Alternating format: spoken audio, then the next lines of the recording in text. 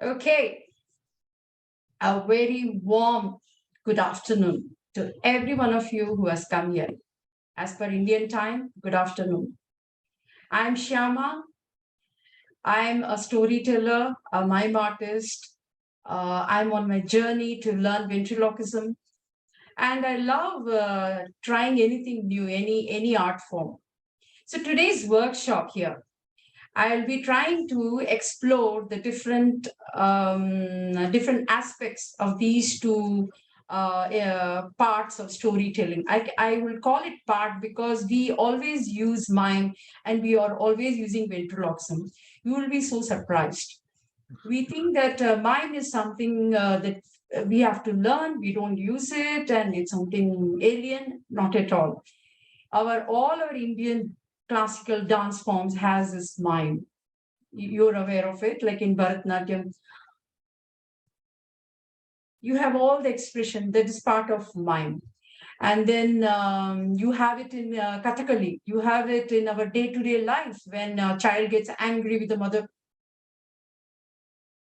when you're feeling very jealous. All the time we are doing this mime. And when we actually perform the mime, we exaggerate all those expressions, and we, to make it more powerful, we do this makeup. You can use this even while storytelling in bits and parts. Though your whole act need not be silent, but you can also use mime for an whole act. Okay. So now let me talk about the makeup I'm wearing today. I have worn this just to explain what I've done. This is a black t-shirt. You get it anywhere. Just pick any black t-shirt. And these are the gloves, cotton gloves you get in the market. And then this is a white color acrylic paint, which I have painted. If you Google, you will see plenty of, you must have seen the picture Batman where the Joker comes. He has a different kind of, like, the choice is yours. If your act is going to be a sad one, you use a little bit of different kind of makeup. But the basic thing is white versus the red lips, the black eyes. That's all. It will enhance your expressions like this.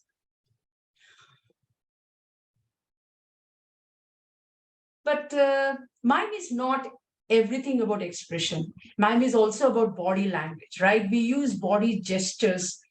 And so to perform a beautiful mime act, you need to have a very supple, kind of very flowing kind of, body language. So it helps. I don't say that it has to be, it helps. So we are going to start a workshop to loosen up with a small music. And I would request all of you to close your eyes and let your body do whatever it wants to do. Let me start with the music.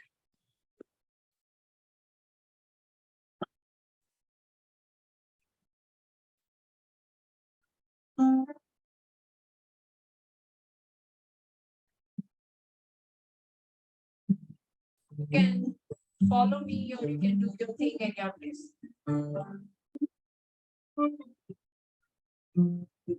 I'll just get up.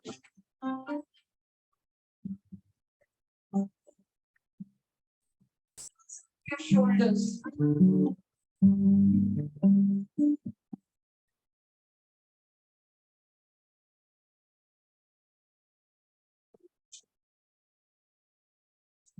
You can do it.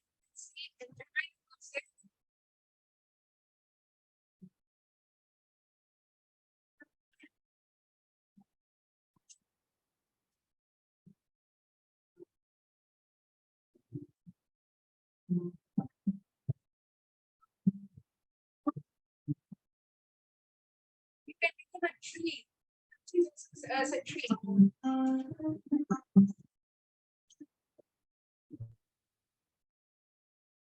Your branches are cut suddenly. You can be a river.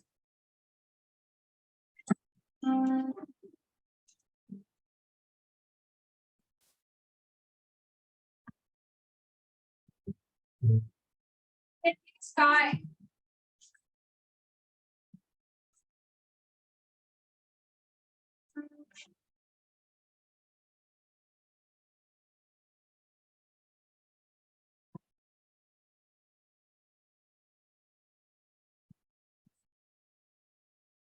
or a family.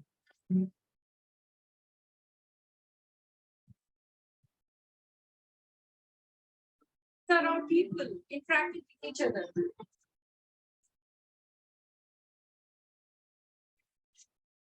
Fight together.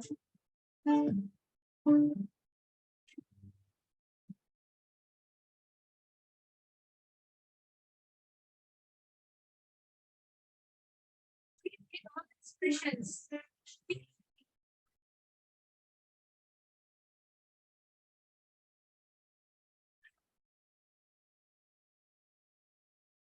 So I'm going to stop the music here.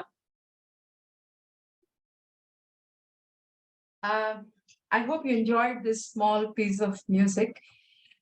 Before we start doing any act, we try to loosen up every part of our body because mime is everything about gesture and body language. It's so, so important that you have the fluid movement within you. So I have a small activity now. Instead of me just telling, before I go into this activity thing, I have a question to the participants. You have come to this workshop today, I'm sure, with a lot of hope. And what does mime mean to you? And anyone, or you can raise your hand and maybe Eric can allow them. Just one volunteer. I've already spoken to Amrita. Anyone can tell what is in your. Excuse me, could I answer? Yeah, Yes, please. go ahead. According to me, I think that a mime is an act, a soundless act, and it helps us to heighten our senses, other senses other than hearing. So we basically get to see it, but we won't be able to hear anything, so our other senses would get to heighten. Yeah. I think you have got it bang on. It's a very beautiful expressions you have used. And in especially storytellers, we can explore a lot with this mime. We can tune in our, it can be either exaggerated or it can be subtle. It need not be always exaggerated. And you don't have to wear this makeup at all. When you, all you have to do is use your body and use your gestures in a very light way. This is exactly mime is all about. So now this activity I have, this is a small story. Okay. Two friends, they get into the forest, into a very deep forest. They are walking, walking, walking. It's late evening, it's going to be dusk, and it's a very dense forest. And in the forest, you don't have pathways. They walk through thorns and they have to move some shrubs, and they stumble and somehow they keep moving. While doing so, one of the friends, he falls into a pit. He falls into a deep, deep pit. Okay. After that, what happens? Now, I'm not going to continue the story anymore. I'm leaving it to your imagination. In your break room, you have to tell the story or enact the story to each other. And you have to be the two friend. You cannot be the one friend. You have to be both the friends. And you have to bring in all the elements like you are going, whatever I said just now. I'll just repeat once more. Two friends, they are going deep into the forest. They are walking, walking, they are stumbling. And you know how a dense jungle looks like. So there might be wild animals, there might be snakes going here and there, and they may be scared. There might be leeches. I won't tell more than this because the more I say, the more you get some idea. I want you to use your imagination. A deep forest. Okay. So while going deep, by the evening, what happens? They are not able to see clearly. So one of the friends, he stumbles and falls into a deep pit. And the other friend, what he does and what happens thereafter, you have to imagine and you have to enact it. So Eric will help me to put your in break room. And while you're in the break room, I'm going to remove this makeup. You will get, I think, 10 minutes, 10 to 15 minutes I can easily give you to do it properly and to enjoy whatever you're doing.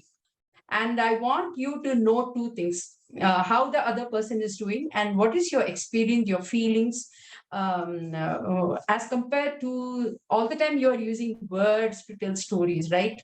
So what is your experience you went through that? These two things I want you to note it down and share once we are out of the way. do that. You do this, and then again you peep.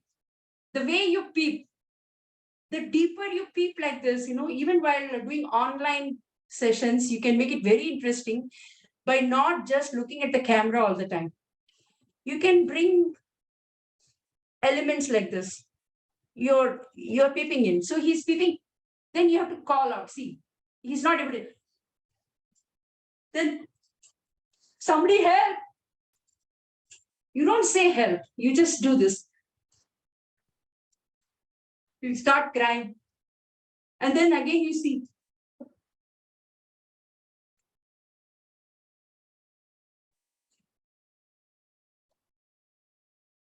Wait. I'll do something for you. And then you look.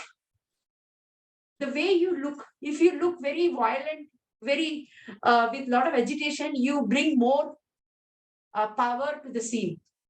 Instead of looking slow, you are scared.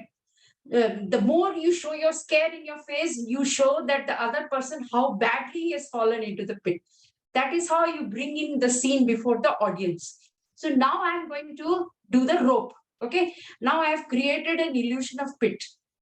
Okay. Now you have to do that. When you talk about a pit, you have to bring the pit.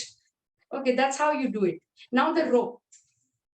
You take out the bag. Suddenly you remember you have some rope. Take it out. You tie it with, your hips first. And then how do you cannot put the rope like that, right? You have to imagine that it's all imaginary. If you close your eyes and actually feel a rope in your hand, your act will come automatically. So if I'm going to imagine a rope is in my hand, so how am I going to give the rope to the person in the deep blue?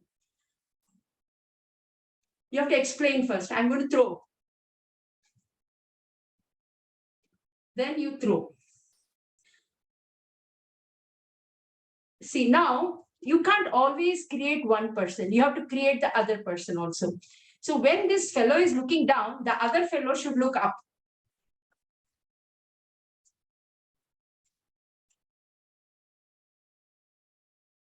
He's falling. He's trying to climb up.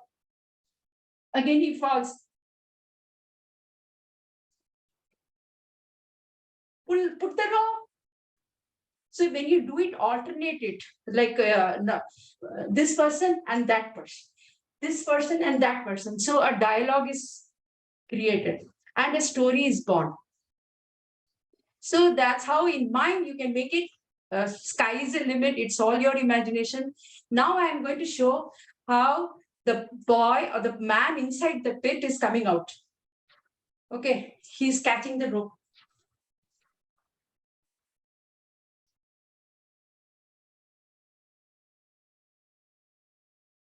Maybe you can bring an imaginary snake in the wall of that pit. But you don't leave this at all. This is your rope.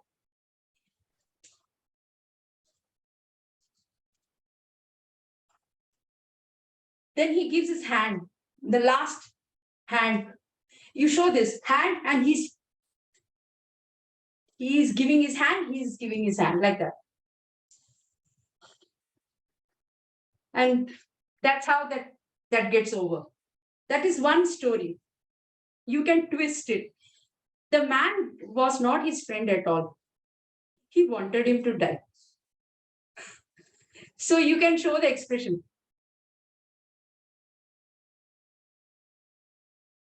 And then he goes away. He doesn't decide to help him. So the story, whether you help him to bring out or whether you leave him, it is up to you. So now I have finished the rope. Okay, the third part is the bus. Suppose you're traveling in a bus, you want to show you're going in a bus, how to show that? The bus will have a movement, right? And we have to show that movement and we are standing. How do we stand in the bus? The more you create a standing person, the better. It will look, you're catching like this. The bus is moving. And maybe you can make it more nice by having an imaginary mobile or phone in the hand. then you leave some way with other passengers. If they are coming, you're showing them way. Or if there is a man who is eve teasing you,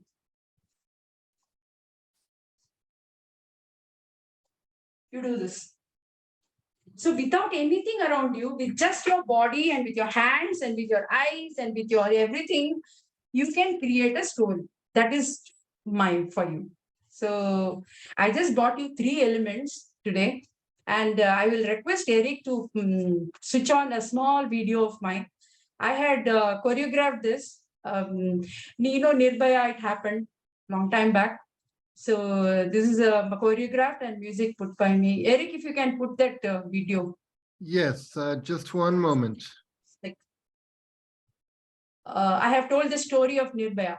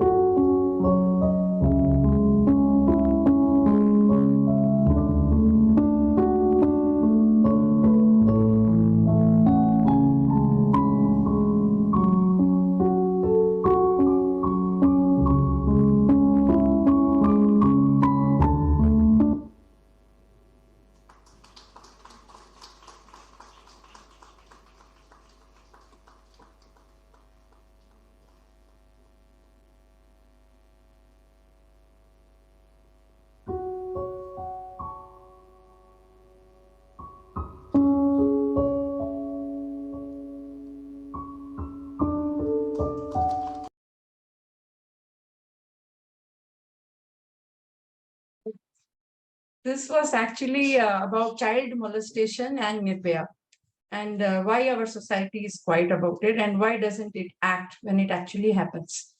So this was about the mime. Since we are another 20 minutes only we have, I thought anyone want to tell something about it? Or we can go to the ventriloquism section. Something I think more than mime, we feel that maybe we can touch it. Everybody can easily do it. And we are already doing it. Sometimes to frighten a child, we make him believe, you don't move. Like in ventriloquism, the basic thing is you don't, I'll quickly tell you 3 tips and then I'll show you a small video. Before I tell anything about ventriloquism, I feel we have done too much of mime. You need to see a piece of ventriloquism. If Eric can play that ventriloquism piece, which I did it for a school, I used a parrot. Okay, we can try it out today by maybe we can any towel or anything cloth you have, you can do this and we can use it like anything. So before that, I want Eric to just play the ventriloquism video. Just have a look, then maybe we can interact. Eric, that ventriloquism. Hey Charlie! Hi Shyama! So what story can we say today? What about the elephant story? Nah! Okay, dog, no, not dog. Maybe butterfly? No! Okay, let me think. Maybe giraffe story. Oh no, it's no robbery! And you want to tell me story? I want Durga story! Okay, Durga story. Yes, I'll do that. You know what, Charlie? I have made beautiful storyboards for the children. Oh, yeah. I'm going to use the Japanese kamishi by way of telling stories. Is it okay? Yeah. How about the... It's a very small bit. The main thing about ventriloquism, it's also an illusion. You have to create an illusion, how to fool people. Like if you're a beginner, you can actually hide when you have one more, like if you have this parrot, I'm just going to give you 3 tips. So this is a parrot, you have whatever animal, you have hand puppets you get. You try to keep your mouth open, but it should not, and clench your teeth. And with that, you try to talk.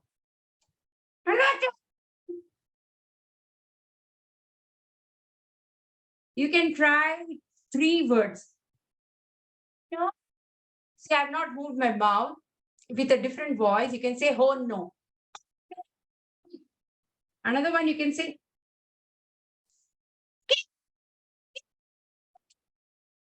okay. You need not, okay. And the other one is, what's your name?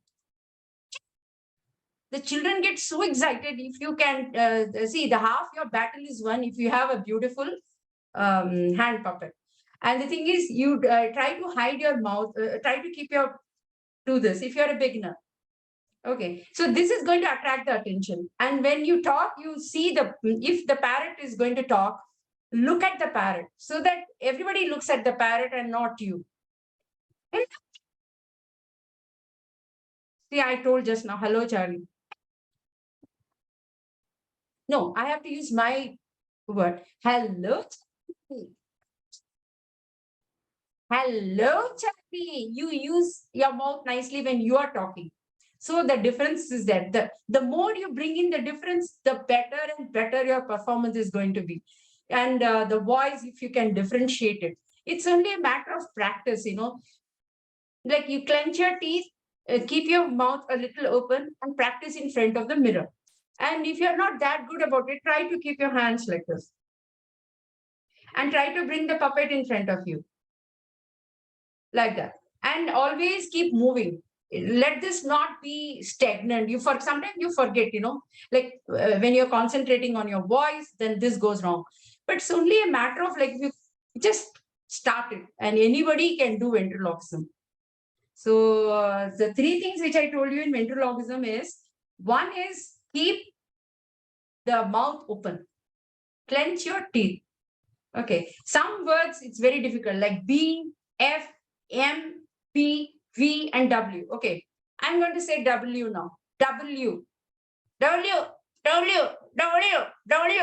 You have to create an illusion, that's all. And quickly you go and try to tell words which doesn't have to make your mouth close much. Try to be smart, like your dialogues, try. Another thing is M. I'm telling I am, but I'm not doing this. How are you, Charlie?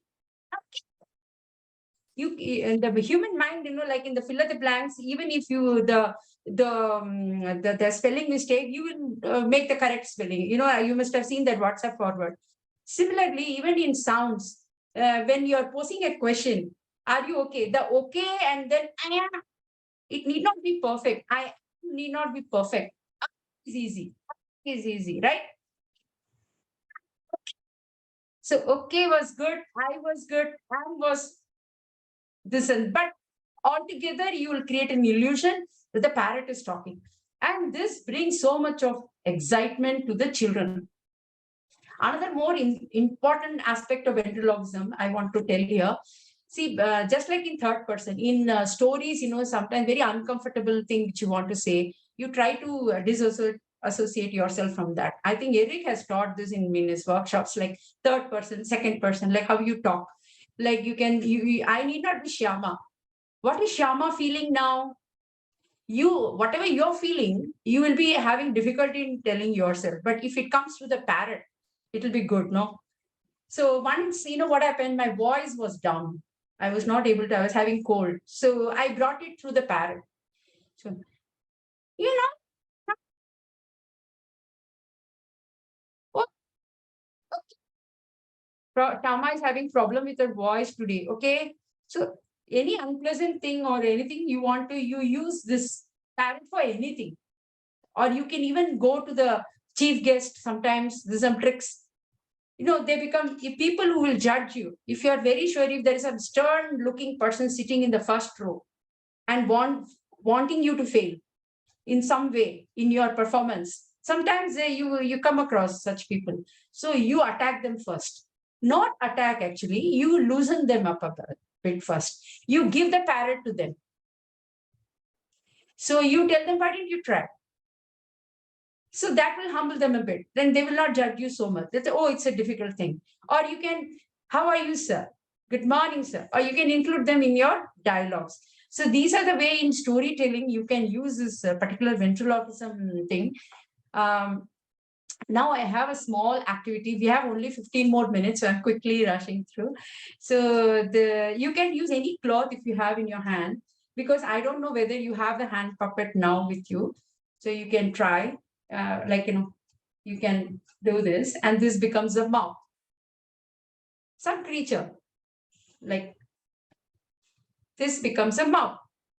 Okay, you can keep like this, the mouth, or you can give 2 ears with your fingers. So like this.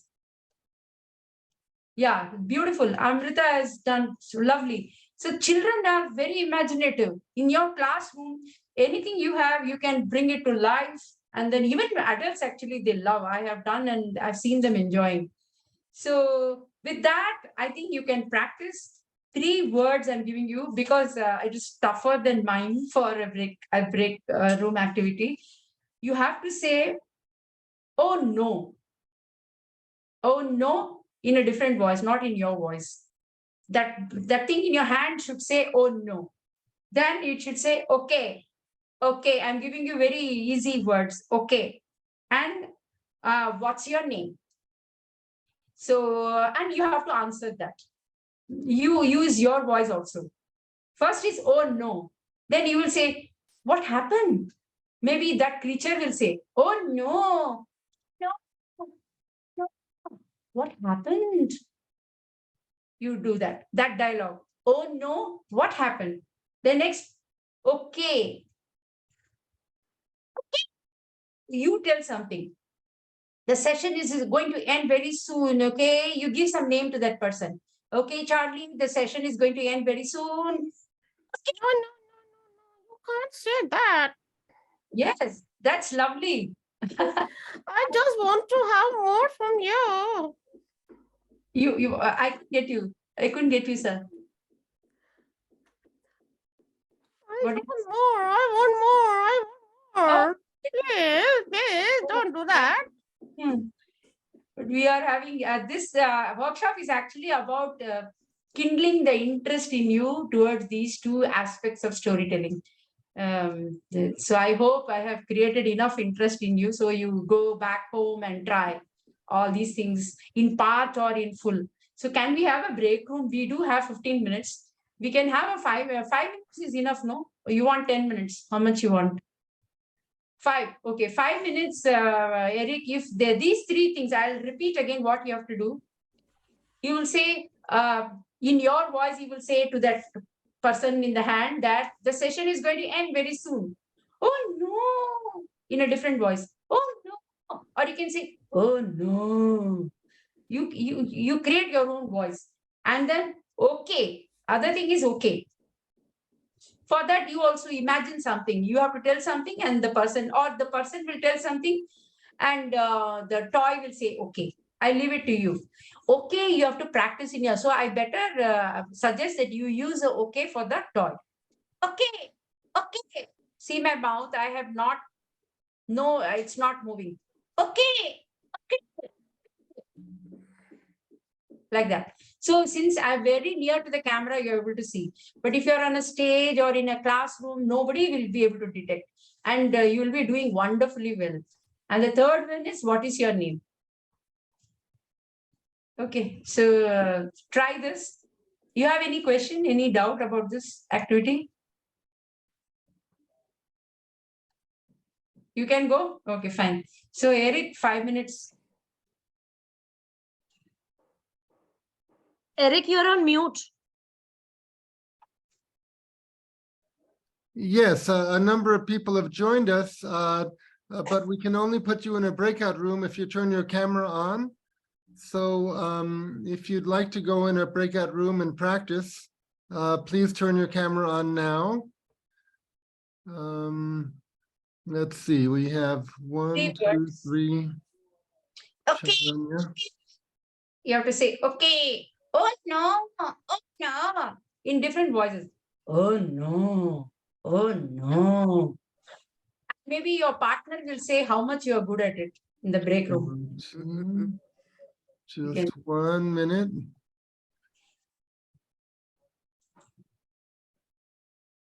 Sure.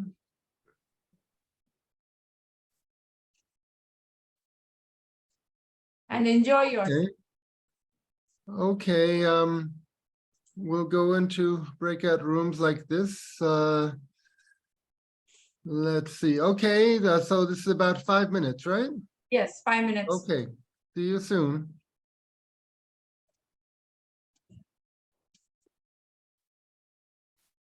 Can show a little more than little, and then you start pulling it as though it has a life and it start flying. And you are struggling with it. You are a different person. Charlie is a different person. So all these small things, if you can add in your school, whatever, even adults, they find it very nice. I've seen. So this is another tip I'm giving you to create illusion. Any other question you want? And I think it's a 5. I would like to have some feedback about this, whatever happened today. Shyama, it was a great learning experience for me, both mime and ventriloquism. I literally wanted to participate in the trial session. That's why I went inside the room. One Okay. question I had, if I missed, I'm not sure. What is the main significance of the colors and the makeup that you use in the mime? Yeah. Because especially the mouth part, if you see, it is a lot of on the extra sides also you have little extra Yes. colors you can see. Yes. So I just wanted to know about it. Yes. See, Thank actually, the very basic idea behind makeup is to exaggerate your emotions. You do this, or you're happy, You're angry. So to highlight your expression, they use these colors. Number one. Number two, why white? Because white, anything stands out more. Even in kolam, rangoli, you see, after you putting a rangoli, you put a white border. It highlights. Nothing but that. There's no other reason for it. And I have seen people using yellow also. Not you necessarily not use black t-shirt.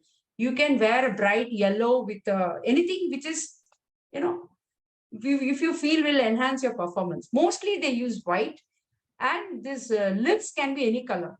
Any shade of color. It can be just the lips. It can be black here. It can be round black here. Sometimes teardrops. Some people use only one half the face they paint to bring it more dramatic. They paint only half face white. The other half is plain, and they use teardrops. It's actually art, and you can, sky's the limit how you explore it. It is basically trying to highlight your performance, this makeup. Is it you, safe Shyama. for Thank you the for that. face? The color are safe for the face? Uh, How do you remove it? I remove it by soap water and coconut oil, because I've already applied coconut oil Acha. before wearing this. Okay. It hasn't done me anything wrong.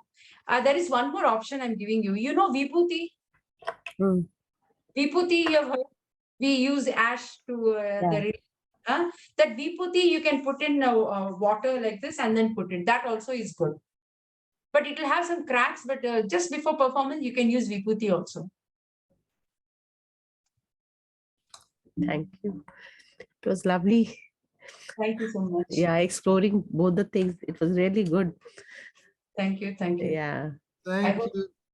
Yeah, hope- go ahead. So You I hope- hope you guys get so much interested that you will go and look up and try to learn. Yes. Thank you. Great. Thank you, Eric, for this Thank beautiful you.